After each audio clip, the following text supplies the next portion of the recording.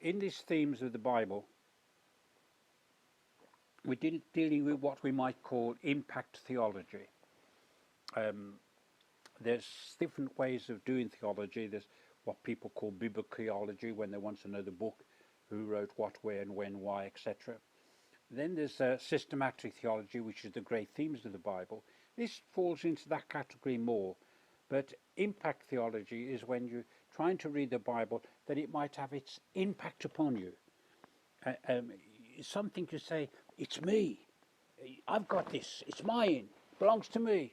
And it's that kind of thing that we're going to talk a bit about God as the creator at the moment. But it's important that we see it in relationship to who we are. And the first one, of course, is God is the creator. God is the sustainer. God is achieving his purposes. And the earth is the focal point. They're the four main thoughts I want to convey to you on this shorter video. Let me first of all tell you that the God as creator was the most transforming concept that hit a child at the age of 15, which I was. I copied out by hand the first chapter of the Bible. My handwriting was very big. I threw away each page of the computer page until I got it down into 3 small lines, parallel lines. I got my writing smaller instead of the big childlike writing that I was doing. I was learning to write as well as copying out the Bible, as you can see. It was an exciting time for me. I spent hours copying out the Bible, most nights. I think nearly every night. Even if I went out for the evening to go to a prayer meeting, I would still come back and copy out the Bible by candlelight. And it was by candlelight. We didn't have electricity as we do today. And the gas lamps that we did have constantly was being blown out by a moth going into them. Those who remember the lentils lamps that we used to have. The thing about God as creator was this, that God, when he created the heavens and the earth was still a rock. It was like trillions of other planets in the universe, in the great galaxies above. God decided to do something to this small, insignificant planet. He decided to transform it and turn it into something of beauty and of content. Both those two things, always God looks for beauty and he looks for content, life and energy. He looks for both the power and the beauty of things. One of the things we have for eternity is that God is always working in beauty and is working in content, is working in substance, energy and power. And when I began to realize this, that God could take a piece of rock spinning around in this world, which we understood from school, that side of education I had no problem understanding. I used to go for walks along the reservoir, the Franklin Beaches Reservoir, and there was no artificial light. You can imagine the billions of stars shining on the lake and the reservoir, and so you had the stars being reflected upwards as the lights of the stars came downwards. It was a wonderful experience for a young child, full of imagination that I was. And if God could turn this earth into something of beauty and of substance, he could take a boy who felt he was nothing and hopeless and empty.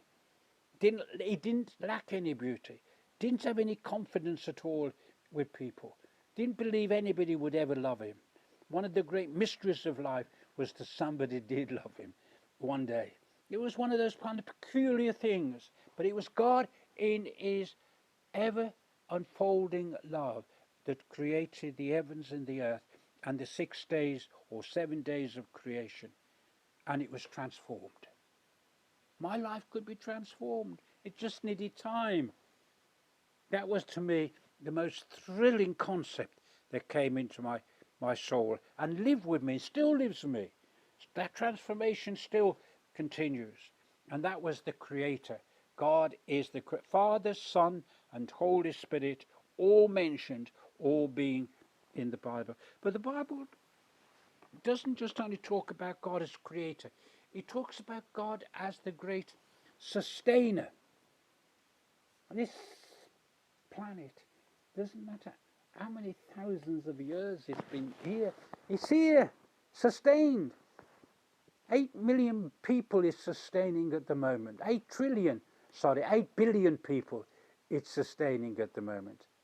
It's sustained maybe, I don't know, the experts tell us 150 billion people have been born and died on this planet. Incredible number sustained on the planet. And He sustained. Did you know when we give thanks to God, I have a very simple prayer that my friends know me as a person who prays short prayers. I just simply say over food, Lord, thank you. I'm thanking, in that prayer, I'm thanking for the people who prepared the food, for the food itself, and for the provision of God. But I'm also thanking God for who He is. That's why I call Him Lord. I don't say Jesus, I say Lord. I want to remind myself of His Lordship. And Lord, thank you. I'm thanking Him for the breath that I breathe. I'm thanking Him for the got eyes to see and ears to hear, and a lips and I can talk. I'm thanking Him for the everyday things of life that we so often take for granted. The great blessings of God and the riches of God that God has promised to humanity is not coins of gold and silver. It's the earth. What would we do without the earth to provide food for us? Can you imagine no food at all? The earth not producing the food, the harvest. You go through certain parts of Canada and America and parts of Russia and Ukraine, and you see the harvest coming, and you see 10 or 20 big tractors doing the harvest and running through the fields, taking in tons and tons to feed the world. Marvellous. You go and look at the potato crops, look at the way the cabbages are grown, or lettuces, fields and fields of vegetables being grown. We all depend on the earth. You see, He's the sustainer. Now, when God said, in His compassion for mankind, He allows the rain to go on everybody and the sun to go on everybody, the good and the evil alike, all get it. That is a sign of God sustaining the earth. Now, in this great creation of things and the sustainer of things, He is achieving its own purposes. Let me pause for a second there to take that in. He is working His purposes in sustaining the world as we know it, in creating the world for a purpose. That has never been lost. Now, if you want to know the eventual outcome of all these things, read slowly the middle part of Romans chapter 8, and that will be a good place to discover what we mean by God achieving His purposes. But we do have to mention the fact that the earth is something very small, and so how can God be doing something so great and so big with a planet so small that's going round the sun, and the sun, the moon's going round it, and day by day by day, year by year by year, generation by generation, century by century. What do we mean that it's a focal point? Well, we have many focal points in our cities. To some people, the focal point of the city is the pitch for football or cricket or basketball. That's their focal point. Not the centre, it's the focal point. We have town halls. They're not in the centre, but they're the place of administration. They are the focal point. You don't have to be at the centre of something to be the focal point of something. You can have a family and one of the children has got problems, and that child becomes a focal point for the parents.